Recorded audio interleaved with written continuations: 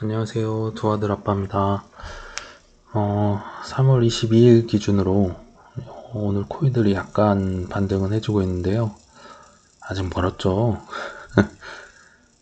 여러 가지 이유가 있을 텐데 오른 이유들이 뭐 온두라스의 비트코인 뭐 법정 화폐설, 뭐 이더리움 업그레이드, 뭐 온체인 데이터 등 뭐 여러 개가 있을 텐데 그런 건 다음 영상에서 한번 또 소개해 드리는 걸로 하고, 오늘은 이 러시아에 이은 중국의 대만 침공설, 그리고 트렌드가 된 탈달러화, 이런 것들이 비트코인에 중장기적으로 어떤 영향을 미치는지에 대해서, 특히 중국에 대해서 한번 짚고 넘어가려고 영상을 준비했습니다.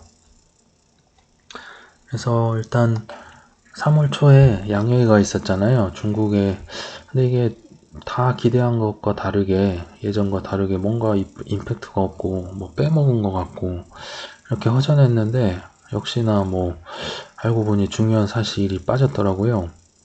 10월쯤에 이 시진핑의 3연임을 앞둔 이 명분으로 대만 침공을 하겠다, 이런 내용이 있었는데 러시아의 이 선제 공격으로 인해 빠진 것으로 보입니다. 정확히는 그런 내용을 이제 러시아의 연방보안국 기밀보고서에서, 기밀인데 기밀인데 왜 공개했는지 모르겠지만, 아무튼 러시아의 이 선빵 때문에 중국의 대만 침공이 길든 짧든 이제 딜레이가 된 것으로 보입니다. 하지만 뭐 모르죠. 또 중국의 경제 상황이 갈수록 악화된다면 시진핑이 또 연임은 해야겠고, 인민들의 또 불만은 쌓여가고, 이러면 뭐 언제든지 모험수를 또 도박을 할 수도 있지 않을까요? 더군다나 지금 러시아가 친절하게 장기전으로 오답노트를 보여주면서 전쟁이란 이런 것이다, 이렇게 대비해라, 교보제 역할을 하고 있으니까, 그래서 인간의 욕심은 끝이 없으니까 뭐 한 가을쯤 우리 중국에서 사고를 치지 않을까 한번 예상은 해봅니다. 대만 침공을 가지고 작다고 하는 거 보면 참 중국도 대단한 것 같습니다. 그래서 일단은 중국이, 그래서 그럼 이렇게 대만을 삼키려 하는 이유, 그게 가능한 이유들에 대해서 한번 짚고 넘어가려고 하는데요. 가장 큰 원인 중에 하나가 작년 8월 있었던 아프가니스탄에 있어서의 미군이 철수한 사건입니다. 이 사건은 전 세계에 어떤 메시지를 줬냐면, 미국의 우방국들한테 내가 이제 언제든 널 버릴 수 있다, 이런 신호를 줬어요. 그러니까 중국은 그 틈을 파고들어서 이제 대만과 협력하고 있는 미국한테 이렇게 한 방을 먹입니다. 어제는 사이공 버렸고 오늘은 아프가니스탄 버렸으니까 내일은 타이완 버리겠네, 뭐 이런 거죠. 뭐 놀리는 건데요. 어찌됐든 저는 러시아가 우크라이나를 이렇게 다 침략할 줄 몰랐잖아요. 그런데도 대놓고 침략한 지분의 한 30% 이상은 이 아프가니스탄에 철수해 있다고도 생각합니다. 그리고 두 번째로, 대만에 대한 이 중국의 인식이 참 재밌습니다. 뭐 내정 문제니까 간섭하지 말아라, 뭐 쉽게 말하면 이런 건데요. 이 조국 통일이 또 수원 산업인데 시진핑이 이걸 조국 통일을 달성한다, 그러면 이제 뭐 단숨에 마오쩌둥, 덩샤오핑과 함께 3대 중국의 지도자로 자리매김할 수 있는 뭐 획기적인 이벤트가 되겠죠. 그리고 뭐 러시아가 이미 고전하는 것도 봤고 했으니까 논리를 쌓아갔죠. 나랑 니는 다르다. 쉽게 말하면 러시아는 우크라이나랑 두 국가 간 분쟁이고 중국은 대만은 한 나라니까, 내정 문제니까 뭐 간섭하지 말아라, 뭐 이런 뜻이죠. 어찌됐든 중국이 침략하면 러시아랑은 뭐 비교가 안 될 정도로 영향력이 전 세계에 클 거고요. 미국이 참전하지 않으면 뭐 거의 팍스 아메리카나는 끝난다고 보시면 되는 그런 역사적 터닝 포인트가 또 될 거라 생각됩니다. 그러면 이제 러시아가 그렇게 철저하게 준비했는데도 이렇게 안 먹히는 것도 봤고, 대만 침공하면 미국이 참전하는 것도 이제 알고 있고, 그런데도 불구하고 왜 이렇게 대만을 잡아먹으려고 할까? 네 가지로 한번 이유에 대해 알아봤는데요. 첫 번째는 중국몽의 실현입니다. 12년에 시진핑이 만든 대표 통치 이념인데요. 미국의 그레이트 아메리카 어게인이나 러시아의 위대한 제국 건설이나 비슷한 거죠. 하나의 중국으로서 2050년까지 중국이 세계 최강 대국이 되겠다, 지원이 되겠다, 이런 뜻인데, 그러려면 이제 홍콩과 함께 대만도 당연히 빠질 수 없는 통일 대상인 거죠. 두 번째로, 대만이 의외로 되게 잘 삽니다. 지금 기준으로 3만 달러가 이미 넘었고요. 이거 20년 자료고. 그래서 대만은 특히나 이제 민주주의나 특히 자유시장 경제를 채택해서 잘 살잖아요. 홍콩도 그랬지만. 그러니까 이제 막 중국은 1만 달러 GDP 넘었는데 이 공산당 체제에서 인민들이나 의구심을 날 수 있죠. 그리고 지도자들 입장에서도 이게 코딱지만한 이 섬나라 국가가 자기들보다 GDP 3배 가까이 높으니까 얼마나 참 창피한 일인가요. 더군다나 이제 대만은 이 중국 덕에 코로나19를 잘 대처하면서 오히려 GDP 성장률이 3.1%를 기록하면서 중국을 30년 만에 이겨버려요. 경제 성장률로.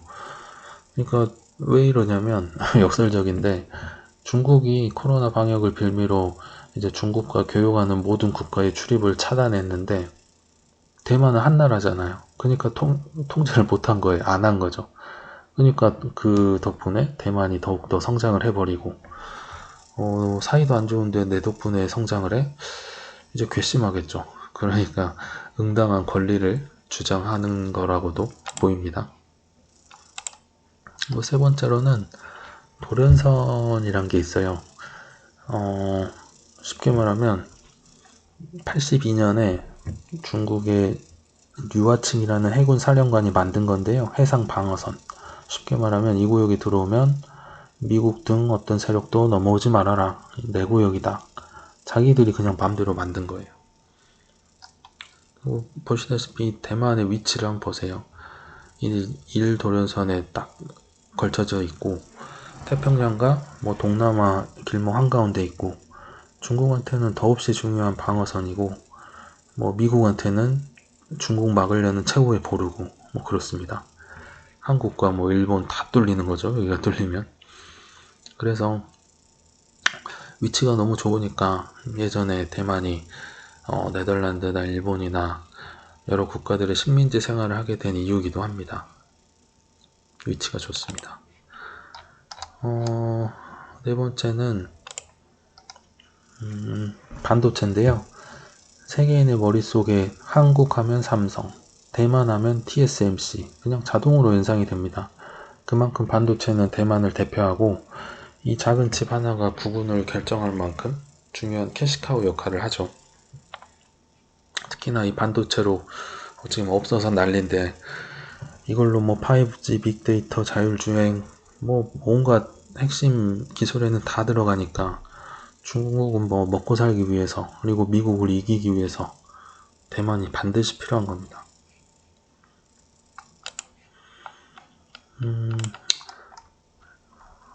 그래서 이제 대만에 대해 한번 살펴봤고요. 과거에도 이렇게 위기 때마다 계속 탈달러화가 시도가 됐어요.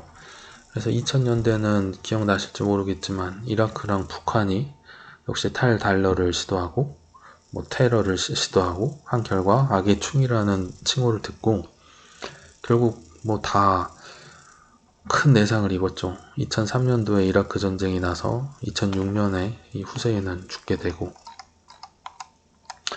과거에 이란도 12년도에 대표적인 반미 국가였거든요. 그러니까 미국과 이란이 12년도에 이란을 스위프트에서 강제 탈퇴시켜버리고 이제 같은 해에 다른 나라랑 금거래까지도 막아버립니다. 그러니까 당연히 이란 세수의 80%가 원유 수출에서 나오는데 그걸 막아버리니까 경제가 완전 곤두박질 친 거죠. 경제 성장률 마이너스 7.7%. 이란의 이제 뭐 리와라 가치 51% 폭락, 물가는 35% 폭등. 어디서 많이 본 것 같죠. 러시아랑 뭐 비슷한 상황이 난 거죠. 그런데 이런 제재들이 꼭 미국한테 뭐 이득만 준 건 아닌 것 같아요. 자충수였다는 평가도 있는데, 이란이 망하는 거를 중국과 러시아가 지켜본 거죠. 화들짝 놀라면서 그때부터 탈달러 준비를 시작하게 됩니다. 스위프트만 보고 있었는데 이거 박살나면 대처할 게 필요하잖아요. 그래서 중국과 러시아는 굉장히 빨리 탈달러와 동맹을 맺고 달러를 벗어나려고 준비를 합니다. 러시아의 13년에 러시아는 SPFS, 중국은 15년도에 CIPS, 요새 많이 들어보셨죠? 이런 결제 시스템을 만듭니다. 자국 결제 시스템을. 그리고 중러 간 기본 무역은 이미 유로화로 하고 있고, 또 30년짜리 그 가스관을 통해서 하는 계약을 맺는데, 가스관을 완성하고 주고받으면서 유로화로 결제한다고 또 계약을 하게 됩니다. 이렇게 서로가 이제 비슷한 행보를 거두니까 서로가 필요한 겁니다. 더군다나 중국은 뭐 CBDC도 미국보다 빨리 개발하고 러시아도 뭐 출시할 계획을 가지고 있습니다. 더군다나 푸틴은 이제 코인 채굴에도 관심을 보이면서 민간 화폐 시장을 공부한 거죠. 그래서 그 잠재력과 여기에 대한 가능성도 빨리 알아차리게 됩니다. 하지만 여기서 짚고 넘어갈 게 있어요. 이렇게 뭐 CBDC, CIPS, 금 사재기, 뭐 중동에 투자하고 이렇게 열심히 준비한다고 한들 그건 다 중국의 국익을 위한 시스템인 거지. 그러니까 또 다른 갈등을 유발할 수도 있잖아요. 중국도 뭐 러시아나 중동이나 언제든지 이해관계가 틀어질 수가 있는데 중립이 아니면 상대방들이 그 시스템 써줄까요? 저는 또 틀어지고 또 탈위안화가 생기고 그렇게 되리라고 봅니다. 그럼에도 불구하고 뭐 이제 탈달러화는 뭐 어느 정도 트렌드가 된 것 같습니다. 뭐 사우디는 이제 미국 보란 듯이 원유의 위안화 결제 검토를 하고 있는데요. 이거 사실 6년 전부터 나왔던 얘기인데 미지근하다가 다시 요새 급변했는데 그 이유가 미국이 예멘 내전에서 사우디를 충분하게 지원도 안 해주고 사우디가 제일 싫어하는 이란이랑 미국이 핵 협상을 다시 복원한다고 하니까 이제 불만이 쌓인 데다가 미군이 아프가니스탄 철수를 해버리니까 미국의 안보를 공약을 믿고 있는 사우디가 큰 충격을 받고 이제 내 살 길 찾은 거죠.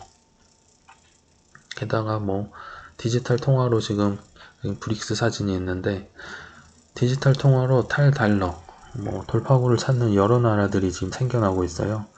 유럽도 당연히 디지털 유로화로 패권 통화로 하자 주장하고 있고 사우디나 아랍에미레이트도 공동으로 CBDC 개발해서 출시를 앞두고 있고 브릭스야 말할 것도 없고 예전부터 자기들의 타고난 자원이나 이런 역량을 가지고 자기들끼리 이익을 위해 이렇게 뭉쳤는데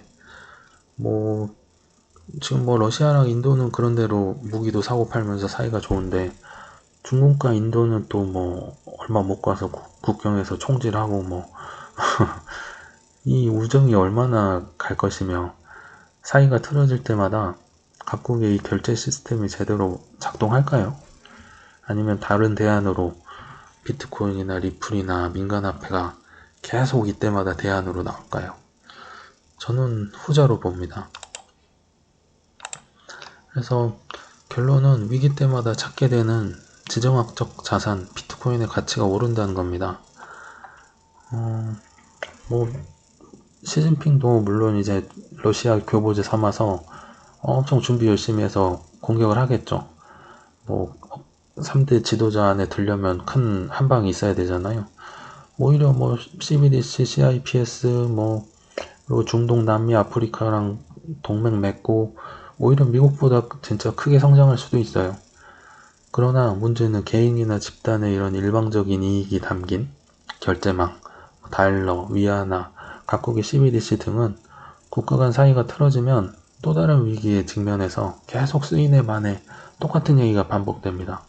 이건 뭐 설사 중국이 대만, 미국을 차례로 무찌르고 지원 자리에 올라가도 똑같습니다.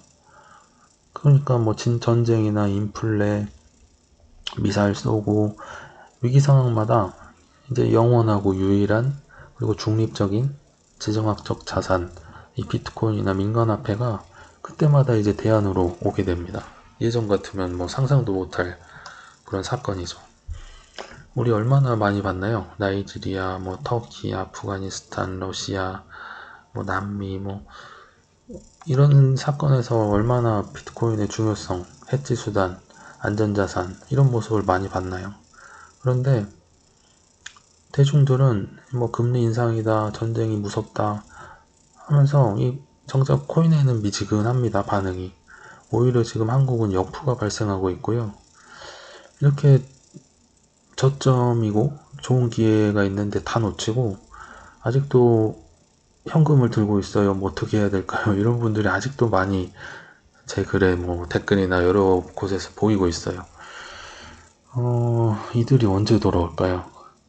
결국 가격이 올라야 이들이 돌아온다고 보는데 대중들과 반대로 행동할 수 있으려면 저도 열심히 공부해서 이렇게 또 좋은 영상 많이 올려보도록 앞으로도 많이 노력하겠습니다.